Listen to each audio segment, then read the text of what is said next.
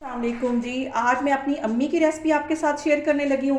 वो बारिश के मौसम में लाजमी गुड़ वाले पराठे बनाती थी। तो चले इसे बनाना स्टार्ट करते हैं।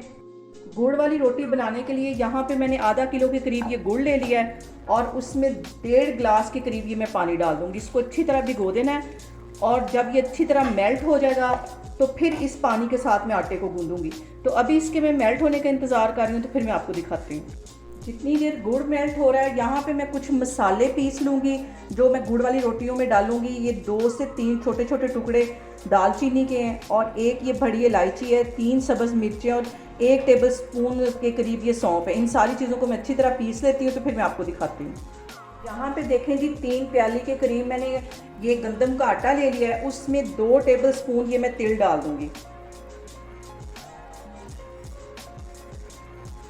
और तकरीबन 2 ही टेबल स्पून ये नारियल का बुरादा है। ये भी इजीली बाज़ार से मिल जाता है, ये भी इसमें चला जाएगा। और इसके साथ ये जो मैंने मसाले पीस के रखे हुए थे ये भी इसमें चले जाएंगे।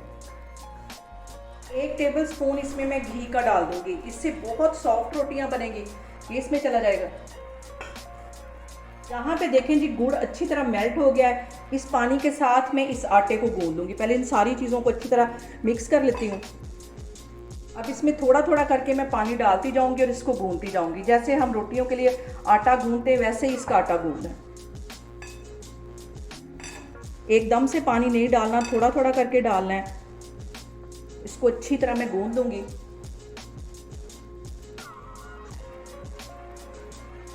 यहाँ पे देखें जी, 10 मिनट लगा के मैंने अच्छी तरह आटा गूंद लिया है। अब इसको मैं रेस्ट के लिए रखने लगी हूँ 1 घंटे के लिए। तो 1 घंटे के बाद मैं आपको इसकी रोटियाँ बना के दिखाती हूँ। यहाँ पे देखें जी, गुड़ वाले आटे को गूंद के रखे हुए मुझे तकरीबन 1 से 1.5 घंटा हो गया है और अच्छी तरह ये राइस हो गया है।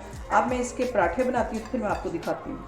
पहले यहाँ पे मैं हल्का सा आटा डस्ट कर लूँगी और इसके पेड़े बना लूँगी। पहले इसका सिंपल ही पेड़ा बनाना है। सबसे पहले इस पेड़े की मैं एक रोटी बेल लूँगी।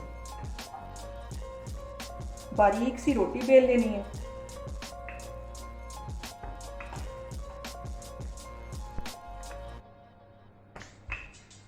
यहाँ पे एक बिल्कुल बारीक सी मैंने रोटी बेल ली है। अब इसके अंदर मैं घी लगाती हूँ। 1 टीस्पून के करीब इसमें मैं घी लगा दूंगी। अच्छी तरह इसके ऊपर फैला देना है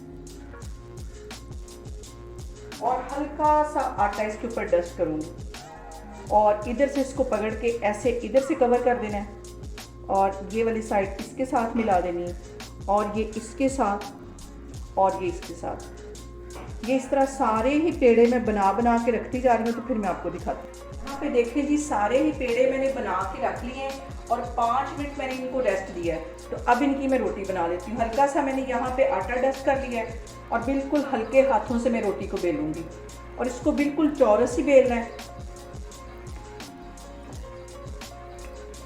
यहाँ पे देखें जी, पराठे को मैंने चौरस बेल लिया है। तवा मैंने गर्म होने के लिए रख लिया है। तो अब इसको मैं फ्राई करती हूँ।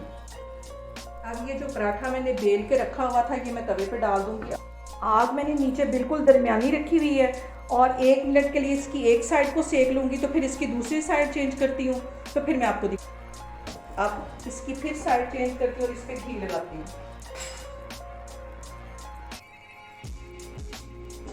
आग स्लो रखनी है, तेज़ आग पे पराठा अच्छा नहीं बनता, वो ऊपर से फ़ौरन जल जाता है और क्रिस्पी नहीं होता। तो अब इसकी फिर मैं साइड चेंज करती हूँ और हल्की आग पे इसको सेकती हूँ।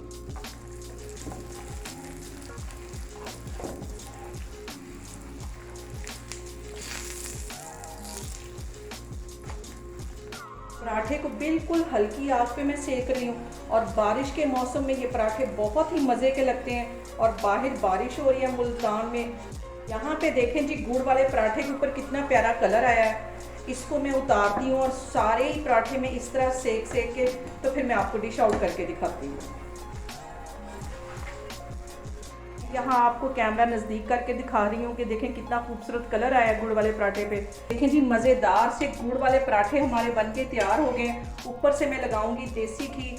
ये गुड़ वाले पराठे बारिश के मौसम में बहुत ही टेस्टी लगते हैं। आप लोग भी इसको लाजमी ट्राई करें और मुझे कमेंट्स में बताएं कि आपको मेरी रेसिपीज़ कैसी लग रही और मेरी वीडियोस को ज़्यादा से ज़्यादा शेयर करें और मुझे सब्सक्राइब करें। इंशाल्लाह ताला मैं एक और वीडियो के साथ आपके सामने आऊँगी। अल्लाह हाफिज़।